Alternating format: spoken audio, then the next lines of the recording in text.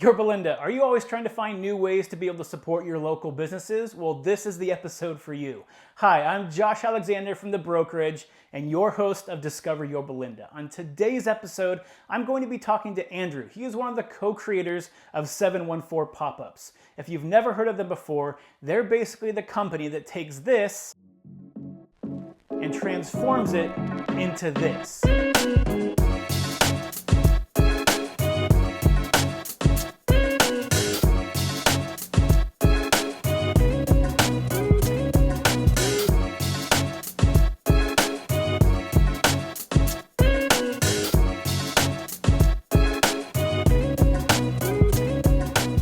So if you're interested in why and how 714 Pop-Ups was formed, how these events are organized, and what to expect if you attend one of these events, this episode's for you. So let's go ahead and get into it.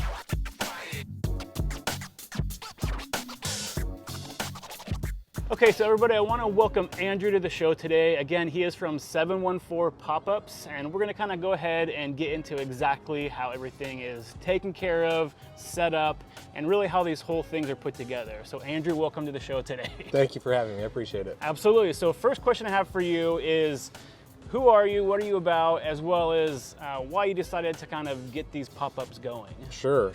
So my name is Andrew. I've been in sales most of my life. I've moved around, been all over the world, all over the country, but Orange County has always been home for me. And when we had the opportunity to start doing something like this, it was before the pandemic, but we really thought that, especially people from out of town, people from maybe that aren't too familiar with our area, Orange County, could really benefit from our unique brand of California love. And that's what it really boiled down to for us was, you know, sharing that California spirit, and, you know, helping the community as well, helping out small businesses, helping, you know, venues and places grow, and that's really been our goal. Okay, got it. So speaking of the small businesses, when you go through and you're organizing these events, how are you selecting the businesses? Are they contacting you? Is there kind of a vetting process they have to go through? There is a bit of a vetting process.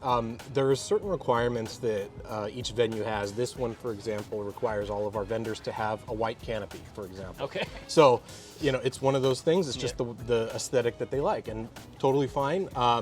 So all of our vendors, if they're applying, we say, okay, do you have a white canopy? If not, can you get one?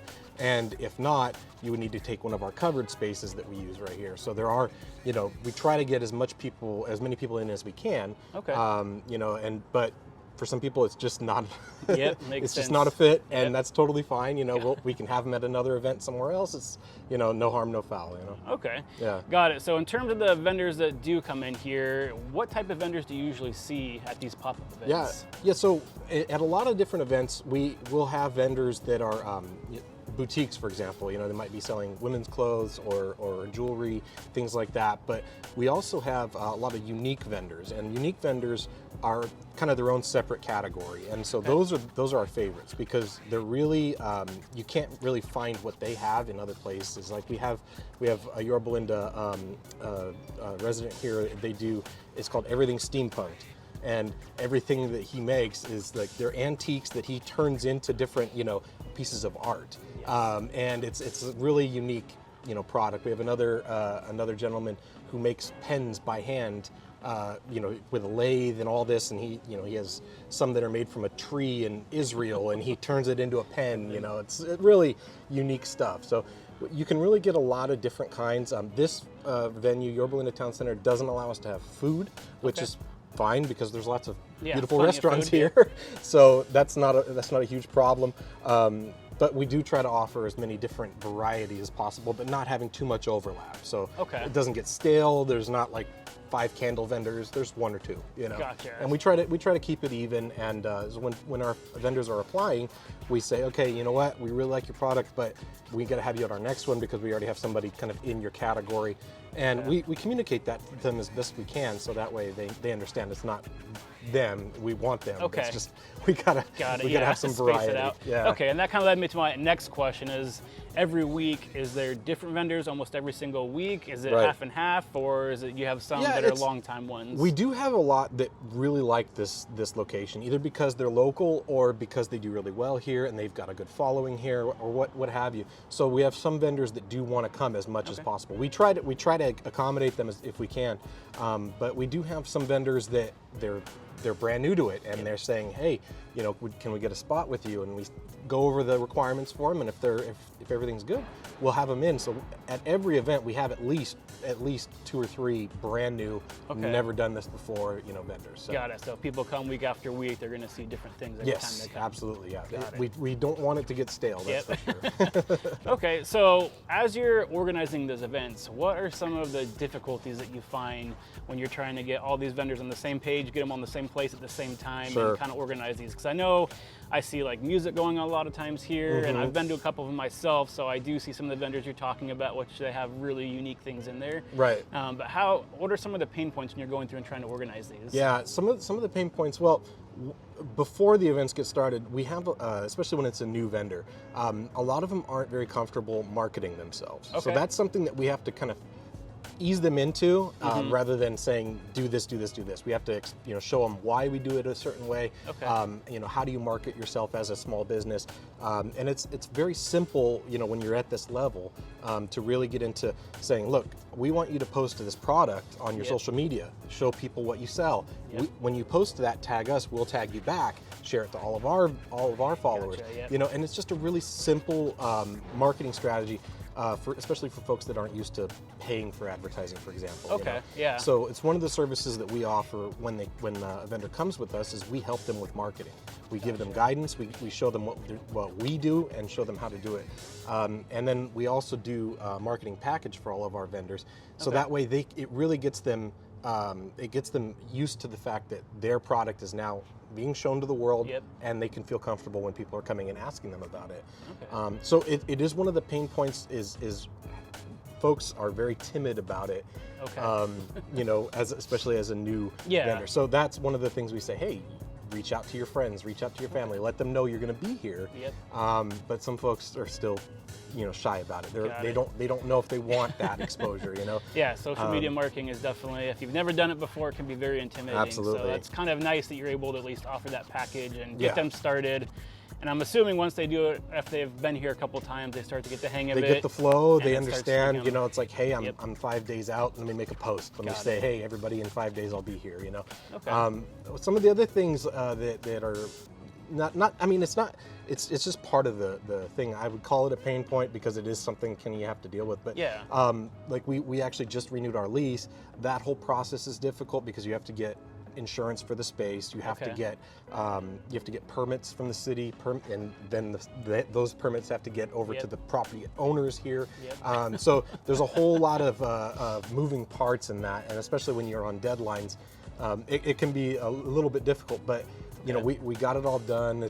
We're excited. We got another 6 months out. So and we really love this space, and we want to continue being here as long as possible. So So speaking of that, so are you, in terms of scheduling wise, do you have a set schedule where like every 2 weeks you're here, every week you're here? What does that look like when you're on there? So we are here every first and third Sunday, and if there is a fifth Sunday, we'll have that as well. But first and third Sundays, that's going to be us. Our the other host that comes, they do the second and fourth.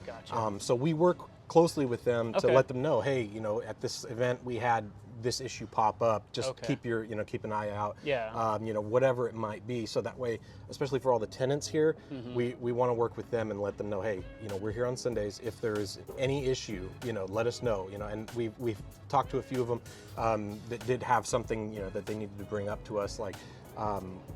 Before our first event, we were worried about restrooms, for example, like where all of our vendors going to use a restroom.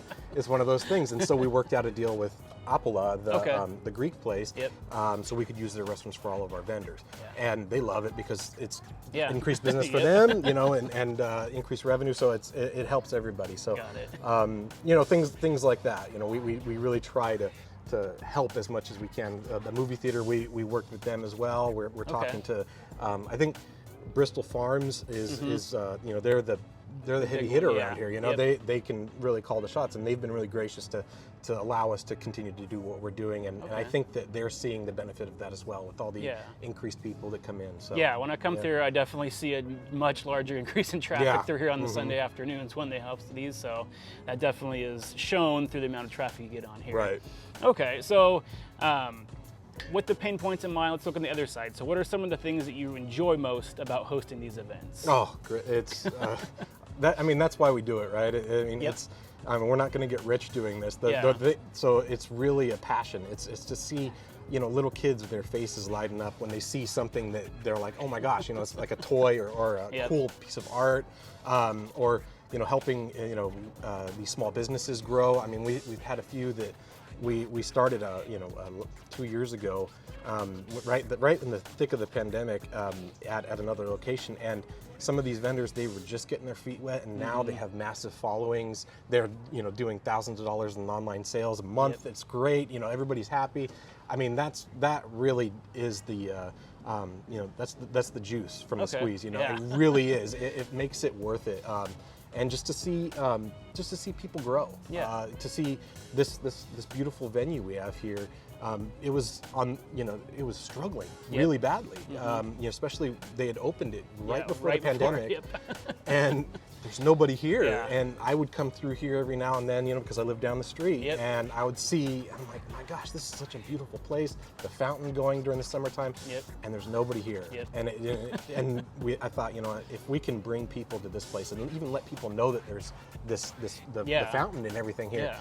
Explore the area. Yeah, it's Yep. a beautiful spot, and just to see this really grow has been so gratifying. I mean, Yeah. it really has. So, Yeah, unfortunately, they definitely opened up at the wrong time here. So we used to live right up the street ourselves, and we walked down here with the kids all the time. And yeah, right when the pandemic hit was when everything was starting to open up, Right. starting to grow, and all of a sudden everything got Shut shut it down. down. So that's Yeah. definitely helpful to have some way of driving traffic here to Right. keep people aware of what's going on, Right. and be able to highlight the local vendors like you're talking about absolutely, as well. absolutely. Okay, so if someone does want to become a vendor here, what is the process they have to go through to do that?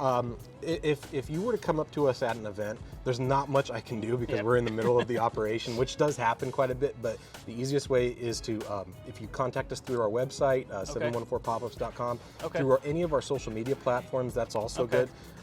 But the easiest for me is email, Okay. because it goes right to my Yep. phone. I can just get right back to folks, and it's info@thegroupincali.com, and that's our Okay. parent company. It's the Group in Cali. So Gotcha. yeah.